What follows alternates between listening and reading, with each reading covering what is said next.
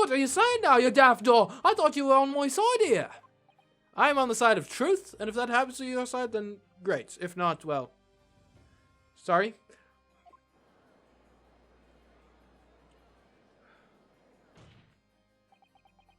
What game are you playing?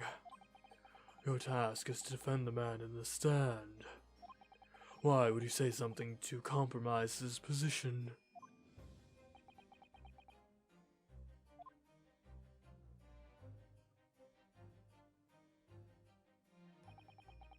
As the advocate for the defense in this trial, I confess I'm still not entirely sure where I stand. But it seems to me that I should state what facts I do know as clearly and honestly as possible. Interesting. This is not altogether pleasant, fella. I'm simply telling the truth, Mr. McGilded. But don't forget that you're supposed to be representing my best interest here, lad. Now then. A fellow's memory is a curious thing, not altogether reliable, no. The court must consider facts. But there could be all under the seat. It's as empty as the devil's heart, so it is.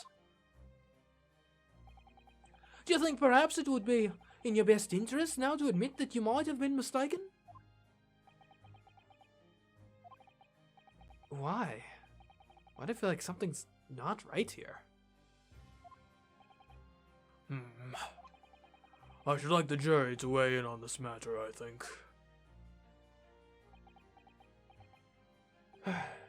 That compartment is designed to house equipment used to maintain the smooth running of the carriage. The guild's rules state that omnibuses should be properly and fully equipped at all times. So it certainly wouldn't have been empty on the night in question. People isn't that irresponsible. Right? That money-lending fleecer and the pick purse are lying.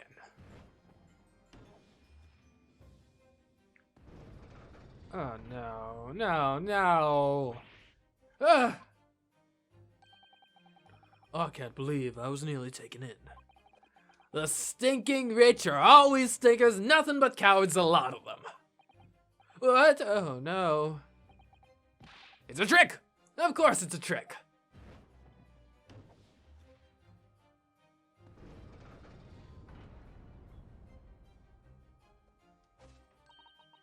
Quite so. I must concur here.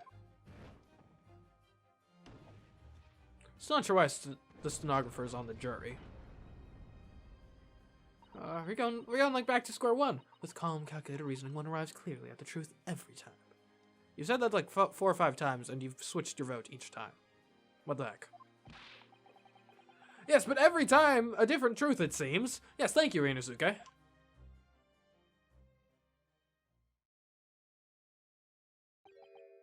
My lord, I humbly exhibit the scales of justice. Clearly, a verdict of not guilty at this time would be wholly inappropriate. Thank you, counsel. But before we proceed any further, there is the matter of the outstanding cross-examination. Yes. Counsel for the defense, begin your questioning of the witness, please. Yes, my lord. What just happened? The whole balance of the trial just shifted almost beyond recognition. The Reaper of the Bailey is at work, it would seem.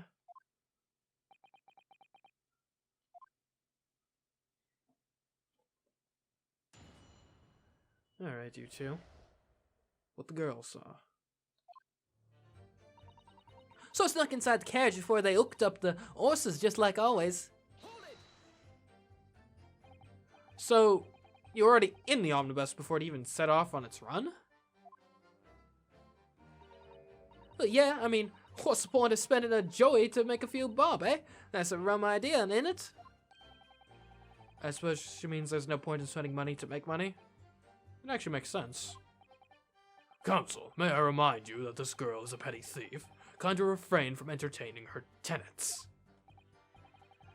Well, that does clear up the little mystery of the fares and all. 4 paying passengers at 5 pence apiece, making the 20 to which the cabin testified. And one little scapegrace riding for free. Red conk of a driver always goes for some grub before its last run, see? So that's when I slip into the carriage and get myself in and under the seat. Nice and easy, right? But your hiding place is a storage compartment. Full of equipment for the coach, no?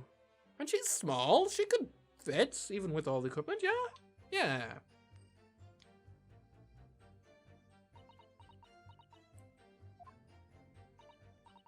Yeah, there's brushes and buckets and whatnot in there, sure. I always chuck all that out and cram in a corner somewhere. No one ever seems to bother much. And yet, according to the report filed by the police officer who first arrived at the scene, the compartment was full of such paraphernalia. Well, I don't know nothing about that. Like I said, I moved all that stuff out so I could hide under the seat. That's all I can tell you. It seems we've reached the end of that line of inquiry. Continue. But it was right old waste of time. I got nothing to show for me troubles that night. A waste of time? Why is that? Well, most nights I'm on my own and the guard permits at least some of the time.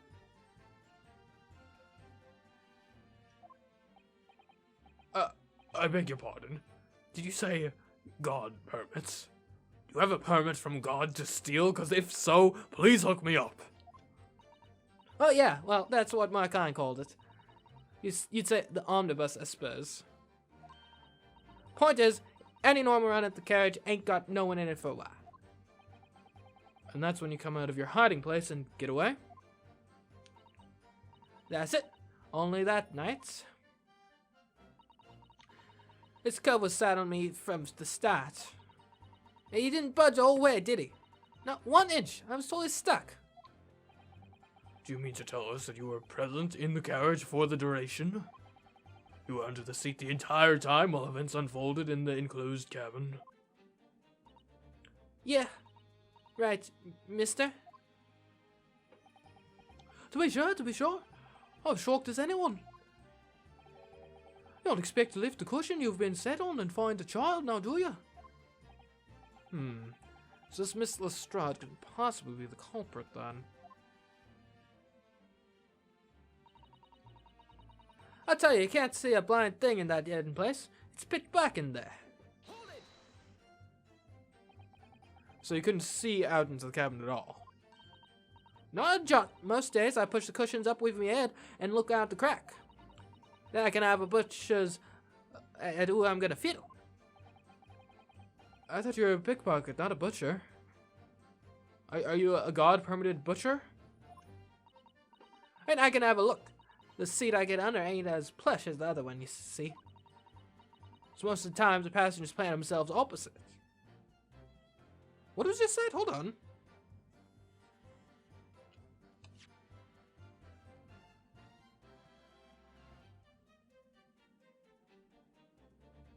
The seat I get under ain't as plush as the other ones, see.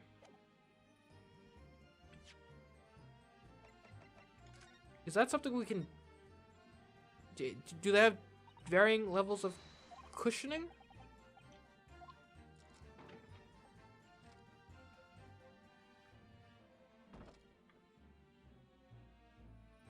Okay, I mean, this one doesn't even have a compartment anyway. I guess it probably wouldn't be as comfortable just due to the, like, hinge mechanism. Can we open this? Oh, now it's empty. Interesting.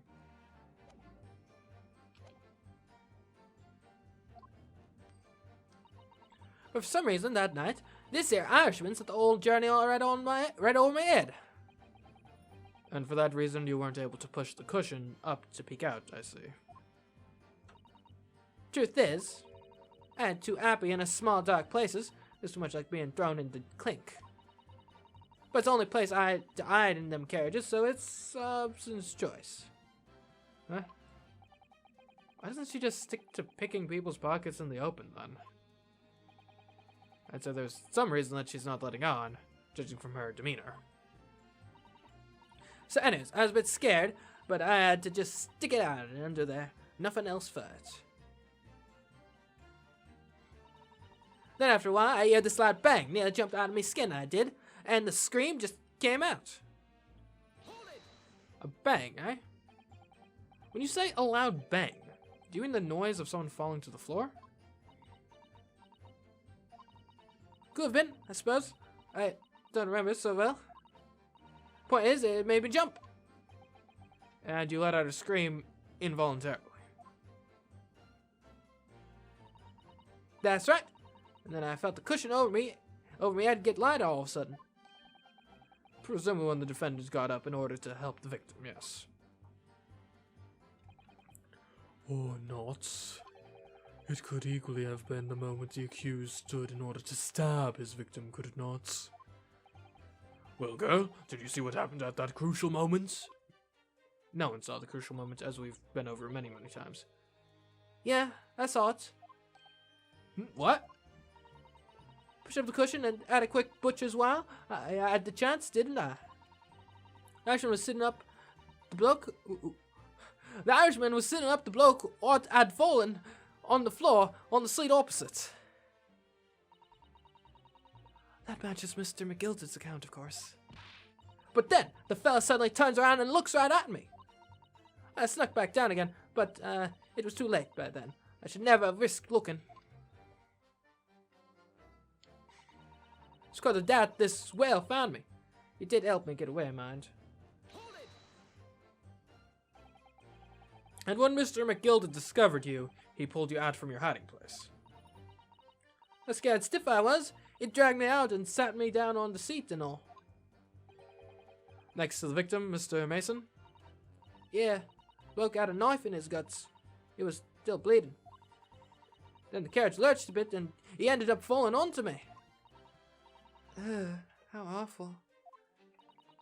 But my hands got covered in blood. Made me feel sick as a dog. Both her hands covered in blood. Let us see what the rooftop passengers saw. After that, I believe you talked with Mr. McGilden for a while. Is that correct? He asked me some stuff. Wanted to know me name and what I was up to and that. Then I heard something from up above. Someone screamed. Yes, Mr. First on the roof deck, one would presume. I didn't want no one seeing my face, so I didn't look up. Then the horses were drawn up, smartish, and this here Irishman says to me, "Get back under the seat. I'll see that you can get away later."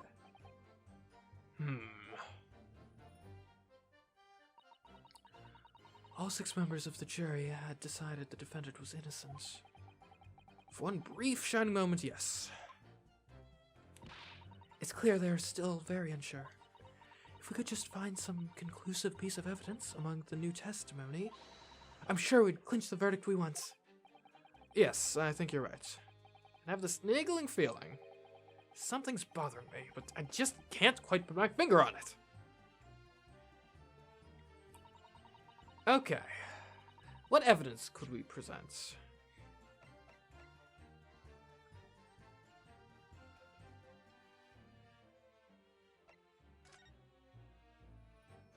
Okay, a knife in the chest.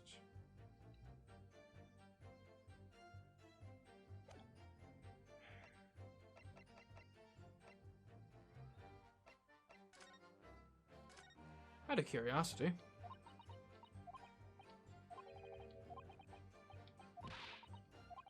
And there's not a chance that she owes him a debt, is there?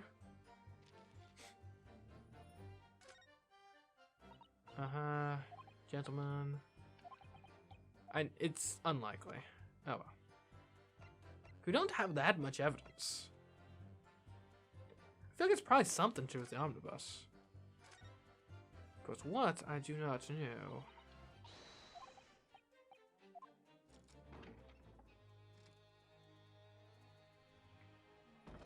There's blood on the seats.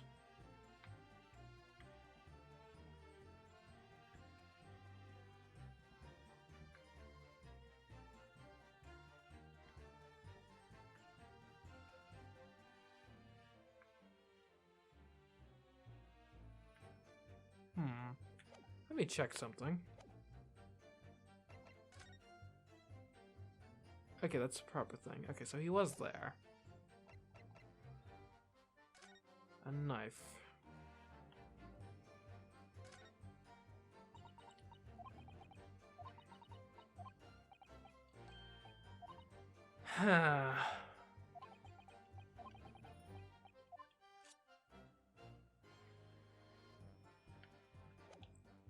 Okay, let's take a look at what we got.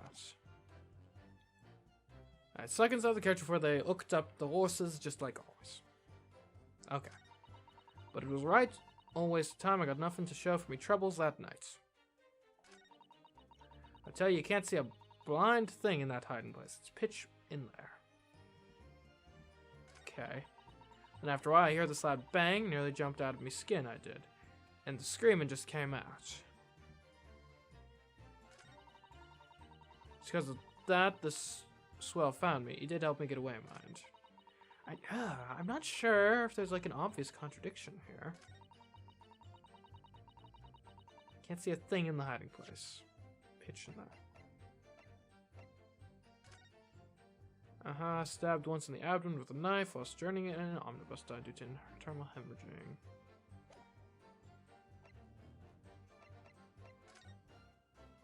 So, got some gloves with blood. It's definitely blood. Okay.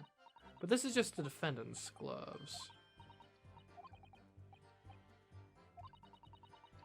Okay.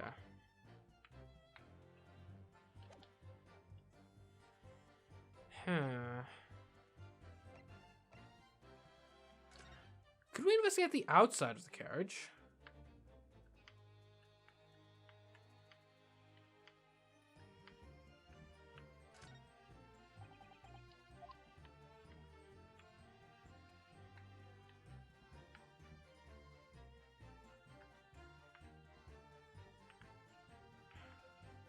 How does she get on with Eric doing the horses, I wonder?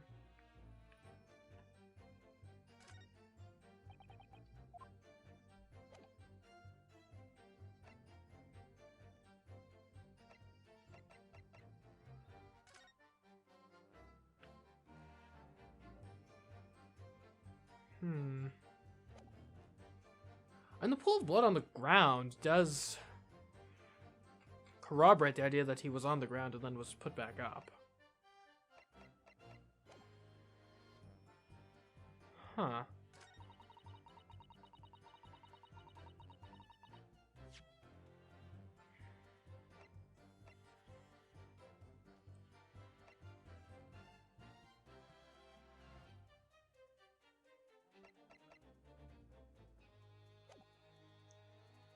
Bang.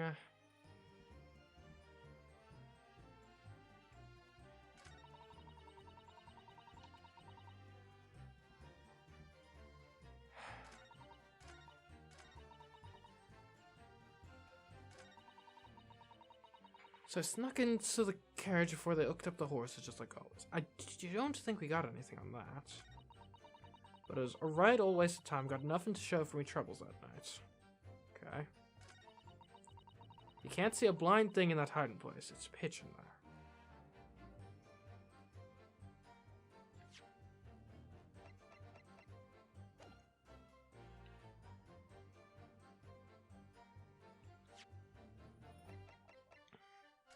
I feel like there's got to be something to do with the carriage.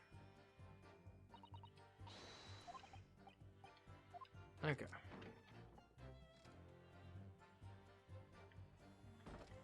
So it's pitch in here, apparently. Seat looks reasonably soft, it's actually rather hard when you sit on it. And only just wide enough for two gentlemen to sit side by side, really. Of course, an English gentleman would be dressed in such finery. It would be quite impossible for her to climb up to the roof deck, so she would have to be seated in here. A woman in a kimono would have the same problem. One's clothes are very impractical, aren't they? Okay, it has a handle, and we open it. Anything to examine inside, now that it's empty? This is a storage compartment, but there's nothing in here. It's totally empty. Something doesn't seem right here, but I can't put my finger on what it is.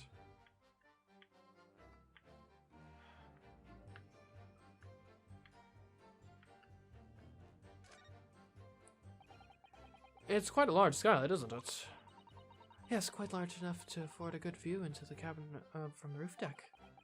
There doesn't appear to be a handle or catch of any description. So it can't be opened from inside the cabin, at least.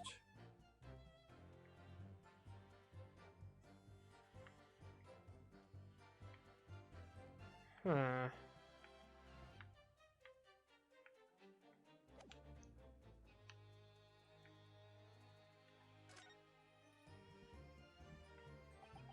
You can certainly see inside the carriage through this opening, that's for sure. Yes, and there's a lamp on the enclosed cabin. So I'm sure the witness would have been able to see quite clear, yeah.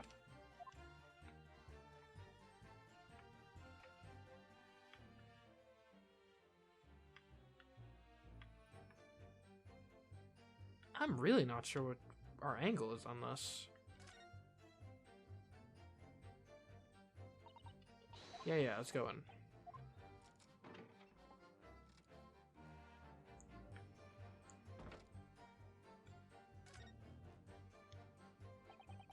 That's blood, isn't it?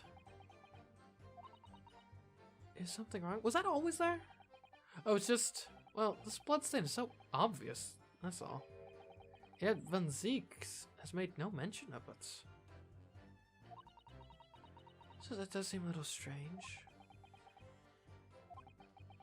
Why do I have such a bad feeling about this?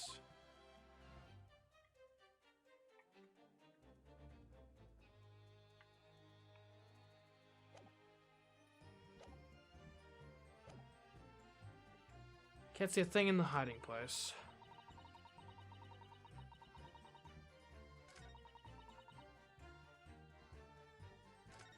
Let's press this again.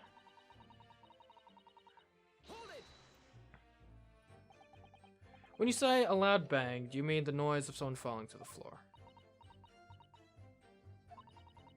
Could have been, I suppose.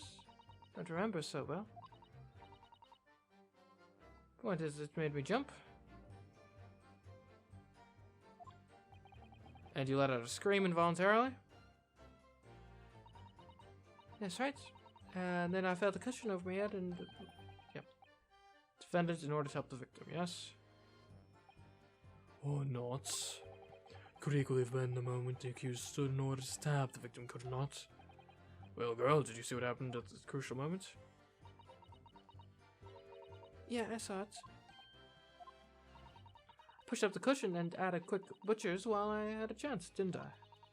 The Irishman was sitting up the bloke, what had fallen on the floor on the seat opposite. That matches Mr. McGilden's account, of course. But then the fellow suddenly turns around and looks right at me. I sunk back down again, but it was too late by then. I should never risk looking. And he's so composed.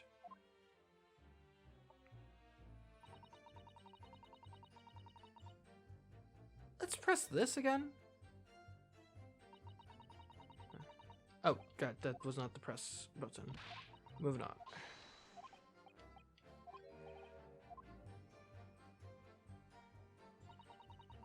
Okay. I feel like... Because I'm not sure any of this is directly contradictable. But... And also, I'm not sure why we're trying to poke holes in her testimony. She is supporting her side. I feel like that we gotta... it seems to be likely that we're looking for a McGilded reaction to something she says at some point when we press her.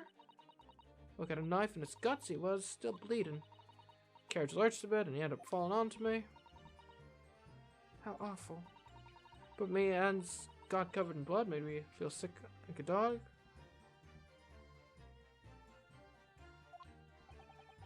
Both our hands covered in blood. And to see what the rooftop passengers saw. After that, I believe you talked to McGilded, is that correct? He asked me some stuff.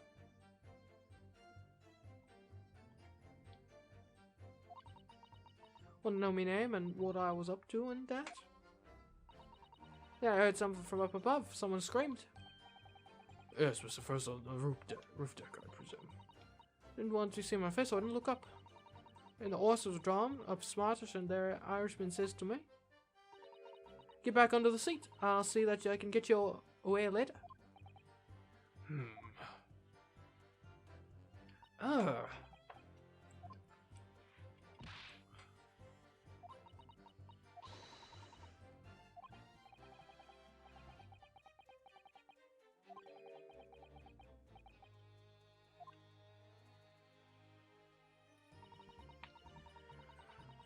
Snuck inside the carriage. Wasted time, got nothing to show for me troubles. Nothing.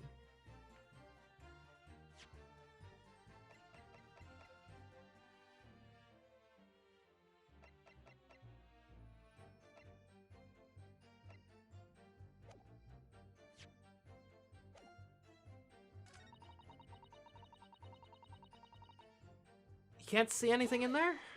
You sure? So you couldn't see out into the cabin at all. Not a jot, my days. I push the cushions up with me, Ed, and look out the crack. I can have a butcher's at who I'm gonna fiddle. I thought you were a pickpocket, not a butcher. Yep, have a look. Most of the time the patches plant themselves opposite.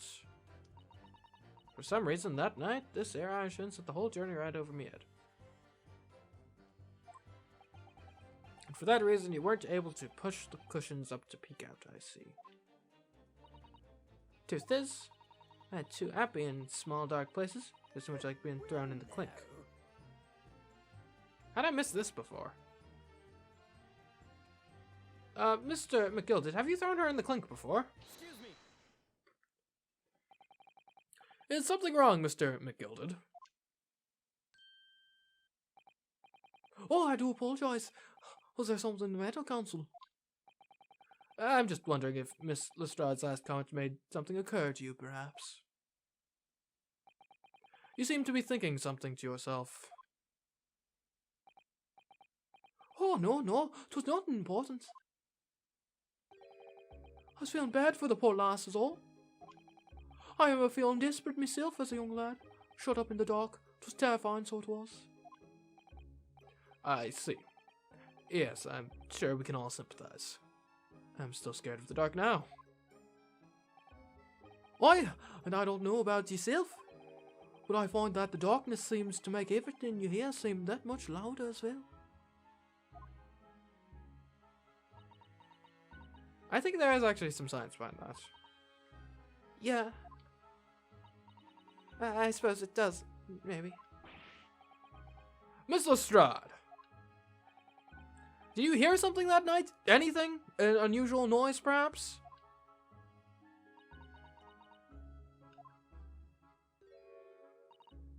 Nah, not really. All I could hear was the Irishman snoring. But jabbers, there's no need to tell the whole world of me foibles, you little scamp. What a pity. If only Miss Lestrade had heard something, it might have given us a vital new clue. Yes. What should we make of that last statement of hers? This is profoundly important. Somehow. My lord! I believe the statement just made by the witness is profoundly important. Profoundly important? But all she said was that you heard nothing. Yes, which is the profoundly important point, my lord. I'm almost sure of it. I'm almost sure that I don't understand the inner workings of your Eastern mind, Counsel. Nevertheless, Miss Gina Lestrade, you will supplement your formal testimony by repeating that last statement, please, for some reason.